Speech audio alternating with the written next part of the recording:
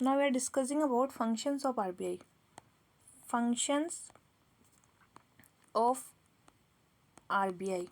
So there are functions of RBI is a currency authority. What is RBI? This is an authority. Okay, currency authority. So RBI is a function of Reserve Bank of India. It's a RBI, Reserve Bank of India, 1 April 1935 under RBI Act. This was initiated. Now RBI is a currency authority. So currency in India other than 1 rupees notes and coins and small coins issued by the government of India. Second is the RBI is a banker. RBI is a banker of to the government. So RBI acts as a banker to the both level of government like central and state government. That's why all banking businesses of the government like involve the receipt and payment of money is governed by the RBI. RBI is a banker of bank. Okay. It's a banker of bank. Banker of bank also. And like banker of bank, that means like RBI hold a part of cash reserve of bank, lends them funds for short periods. In period of shortfall, normally banks are supposed to find help from sources than RBI, but in case unavailability of fund, RBI act as a lender of the last resort also. So controller of money supply and credit. What? Controller of money supply and credit. RBI is the controller of money supply and credit also. Excess of money supply may lead to inflationary tendency in the economy, which scare money supply may affect liquidity needs of the different sector. So responsibility of the RBI to manage the money supply in the economy with the help of different instrument like bank rates, CRR, SLR. These all are governed by the RBI. RBI is the foreign exchange management and control also. So foreign exchange management and control. This is also the work of RBI. The RBI is a custodian of country foreign exchange reserves. So it's manage the exchange control and act as the agent of government in respect of India's membership of the Internal Monetary Fund. So India's membership in the International Monetary Fund is respectively governed by the RBI. Till 1991, India had a very rigid exchange control regime. There was very rigid control over the government. But RBI artificially fixed the exchange rate. There was no control of exchange rate. But after that, artificially RBI fixed the exchange rate after 1991. And India faces severe depletion of the foreign exchange reserve to just 1500 crore, and there was the danger of India's defaulting in its international obligation also. At this time, RBI arranged to sell about 20 ton of gold for 200 million. So, what RBI done? RBI done 20 million gold. They like sell for the 220 ton of gold for 200 millions. So that what RBI done at that time. So government could tide over this crisis by arranging assistance from Asian Development Bank, World Bank, IMF, and even India had devaluated the rupee by 22% at that time. So liberalized exchange rate mechanism was introduced in 1992. So money can be exchange rate of the rupee can be introduced, and partial convertibility of the rupee also introduced at that time. So now government what wants? Government wants there should be a fully convertible trade account, but that is not right now. So RBI accepted the obligations under Article 8 of IMF. Under these obligations, a country was prohibited from using exchange restriction on the current account transactions as a means of managing the balance of payments. So what is the work of RBI? That is to manage the balance of payment also. So the exchange rate of rupee is now left to be decided more or less by market forces. Before that, that was decided by government, but it is decided by now market forces. So capital account convertibility, it's not yet like India is not yet ready for that. But some South Asian countries like Mexico, which implemented the capital account convertibility also, had to face a financial crisis even in Mexico. So since capital account deal with transaction and financial assets, many economy feel that in weaker financial market, full capital account convertibility will trigger the devaluation of currency. That's why they never followed that path. Now provision of agriculture finance. Like if there is next work of RBI is agricultural finance, agricultural finance. Okay, so there is the central bank and with the NABARD. In NABARD was established in 1982. 1982 there was a NABARD that was established, and both was like major function of the agriculture credit department of the RBI were taken by both of them. Now collection of publication of data, this is also the work of RBI. Data collection and publication, data collection and publication, so this work is also done by RBI. So Indian money market, now we are discussing about the Indian money market. Money market. Okay, what is the Indian money market? Money market refer to the market for short term borrowing and lending. So there is a key term is short term. Short term borrowing and lending, both works are done by the money market. So generally not extending a period of 12 months. So 1 year period will be there for the money market. As a central bank of country is apex organization for Indian money market. Okay, so its function is to stabilizing the money market. Commercial banks are the most important lenders in money market, and the Indian money market is divided into organized and unorganized sector. Unregulated non-bank financial intermediaries such as chit fund, nidhi company, money lenders operate in the unorganized sector. Who operate in the there are, like money market is divided in the two. One is the organized and second is the unorganized. Organized is governed by the like banks, banking system, commercial banks and all that. Unorganized, there is a chit fund and nidhi companies. Nidhi companies both are like in an unorganized sector. So collection is provided to a particular member either on the basis of bids or draw also. So Kerala and Tamil Nadu account for major share of chit fund business.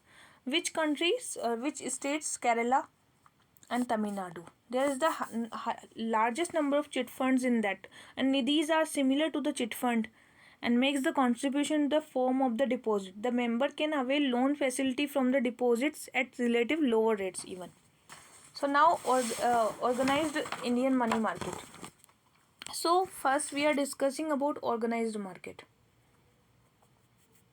Organized market.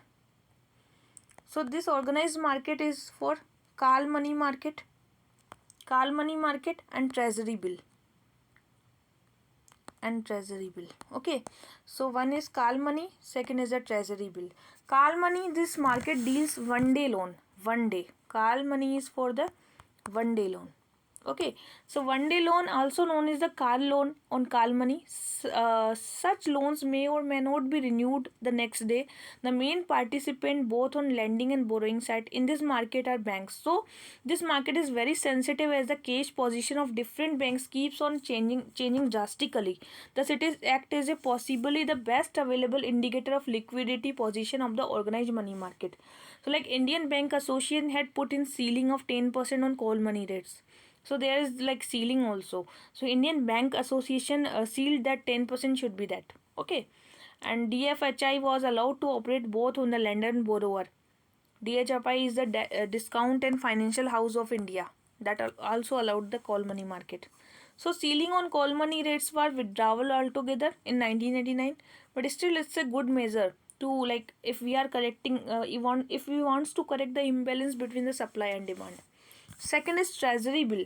The treasury bill are short term. It's also short term. Okay. It's also short term, but term liability of the central government. If the government needs fund temporarily, like for not more than 1 year, there is the 1 year time period is there. But in call money, there is only 1 day. Okay, so for the 1 year, like ad hoc or ordinary, two types of treasury bills are there. Ad hoc treasury bills are issued for providing investment outlets to state government, semi-government department. They are not sold to general public and are not marketable. So ad hoc will never be sold in general public and not marketable even. They will only provide to the state government or semi-government department. The ordinary treasury bill are freely marketable. So there is two types of treasury bill now. Okay, so treasury bill are two types of. One is the ad hoc and second one is the ordinary. So ad hoc will never be sale, never be marketable, and they can be only be give to the state government or the governmental organization.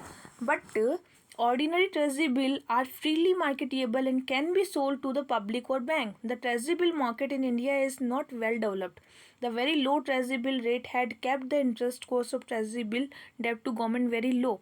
Thus, government was often tempted to raise fund in the manner. So, RBI on the other hand had to purchase all the ad hoc bills and rediscount all the ordinary bills also. So that's why this process had led to large scale of monetization of the government debt. What they want to do, they want to go for the monetization of debt. That's why they adopted two principles. One is whole money market, second is treasury bill market. Okay, this process has led to the monetization of government debt. There's expanding money supply in the economy, and it's caused the inflation also. Keeping in mind above, wide-ranging changes have been made in respect of treasury bills, but still the system of ad hoc treasury bill was totally discontinued since 1977 because there is inflationary effect. That's why government avoided the inflationary effect, so they just avoided the ad hoc bills. Now government is going for the ordinary bills only, and way and means advances were introduced to financial central government in 1977. What was introduced in instead of that? Way and means advances. Okay, so some other type of treasury bill introduced by the government also. So that is all about the RBI is done. RBI done for that. So treasury bill which are sold through the fortnight action carry attractive rates of interest, and the 364 days treasury bill also. One is the fortnight. For the fortnight also they charge for the treasury bill they introduce in the market, and they are popular with the commercial banks. And one more treasury bill was there, that is for 364-day treasury bill, that was introduced in 92, and it was sold through fortnight auctions. Now next one is repo market. Repo market. What is the repo market? Repo market is the money market instrument. It's a money market instrument which securitize the sold by the holder to an investor with the agreement to repurchase them. It's a repurchasing rate. So repurchase them at a predetermined rate of some future dates. So they will repurchase that in a predetermined rate at the future dates. That's why it's known as the repo transaction. So under reserve repo transaction, security are purchased with a simultaneous commitment to resell at a predetermined rate and date. So there will be a predetermined rate, there will be a predetermined date, both will be predetermined, and they will sell or purchase as per that. To that government will repurchase that again. So the repo market has been widened by RBI gradually by allowing repo transaction in all government security and treasury bills also. Okay, at present state government security, PSC, bond and private corporate security have been made eligible for repo to broaden the repo market. So who are eligible? State government, their security, PSC, public sector undertakings, bonds, and private corporates also. Private corporates also have been made eligible for repo to broaden the repo market. Okay, now commercial bill market, commercial bill market. Commercial bill market are issued by firm engaged in business. So that's why the name is commercial bill market. And purpose of this bill is to reimburse the seller while the buyer delay payments. So the seller will reimburse when the buyer is delay in the payment. The seller become the drawer of the bill while the buyer become the drawee. So seller will be the drawer and buyer will be the drawee of the bill. Okay, it's normal drawer and drawee. The drawer may carry the bill to the particular bank with the account and receive the payment due to him after deduction of some charges. So like interest will be deduction in that. So interest rate charge is known the discount rate. So there will be a discount rate on the drawee. So this is discount rate will be go to the drawer. So at the time selling of bills, the seller endorse the bill in favor of buying banks. Thus the buying banks is protected against the risk of default also in this. So Indian commercial bill market is not as well developed one. Even the initiative made by RBI in 1970, but not been very successfully, mainly due to the dominance of cash credit system. Cash delivery was like dominated in the market. That's why the commercial bill market was not that much good in India. Now next one is the certificate of deposit. What is next one? Certificate of deposits. Okay, certificate of deposit market is a certificate issued by bank and other bank or institution who deposit fund on the short term basis. It is also the short term basis. So it is a certificate to the another bank. Okay, they are similar to the term deposits. As we know about the term deposit, so they are similar to the term deposit in the nature, except the fact that CD are tradable in short term money market. Like commercial, like certificate deposit will be tradable. It can be tradable. This instrument was introduced by the RBI in 1989 to widen the range of money market instrument. So that's why commercial bank were allowed to issue the certificate deposits. But since 93, financial institution, Industrial Development Bank of India, Industrial Financial Corporation of India, Industrial Credit and Investment Corporation of India, like IDBI, Small Industrial Development Bank of India, and Import Bank of India were allowed to issue CD. Okay, what certificate of deposits. Now the commercial paper. Next is commercial paper. Commercial paper. Commercial paper is an instrument to raise short-term funds. It's also for short-term funds. To raise the short-term funds by the corporate sector. It was introduced in 1990. The commercial paper can be issued by listed company which has a working capital of not less than 5 crore. So working capital should be 5 crore in the commercial paper. So that's why it maturity range from these month to 6 month, and they are issued in multiple of 25 lakhs. Okay. So that is the commercial papers issued by the market. Now money market and mutual funds. What is next? Money market. Money market and mutual fund also. Mutual fund. So it is kind of mutual fund in the short term where individual investor can invest. It is for the individuals. Individual will be invest in short terms, and RBI since November bank, public financial institution and private sector institution were also allowed for money market mutual funds. So it was made more flexible by bringing it on par with the all mutual funds by allowing investment by corporates and others. So SEBI regulates the MMF. Who regulates? SEBI, and also RBI as per requirements. So these all were the work of the RBI, and these whole what I described here was